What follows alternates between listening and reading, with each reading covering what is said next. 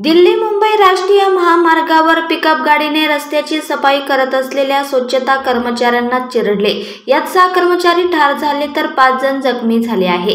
शनिवारी सकाळी हरियाणातील नूह जिल्ह्यातील इम्राईमबास गावाजवळ हा अपघात झाला आहे। मिळालेल्या माहितीनुसार शनिवारी सकाळी एक भरधाव पिकअप दिल्ली मुंबई राष्ट्रीय महामार्गावरून जात होती। नूह जिल्ह्यातील इम्राईमबास गावाजवळ स्वच्छता कर्मचारी महामार्गाची सफाई करण्याचे काम करत होते। भरधाव पिकअप वरील चालकाचे नियंत्रण सुटले आणि वाहनाने स्वच्छता कर्मचाऱ्यांना जोरात धडक दिली।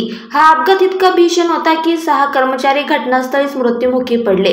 या घटनेचा व्हिडिओ सोशल मीडियावर व्हायरल होत आहे। घटनेची माहिती मिळाल्यानंतर पोलिसांनी तातडीने अपघातस्थळी जाऊन मृतांचे पार्थिव उचलले। नंतर जखमींना जवळच्या रुग्णालयात दाखल केले।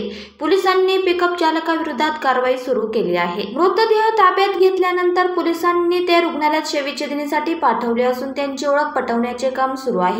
ओळख पटवून मृतांच्या कुटुंबियांना याबद्दलची माहिती देण्याची प्रक्रिया वेगाने केली जात आहे।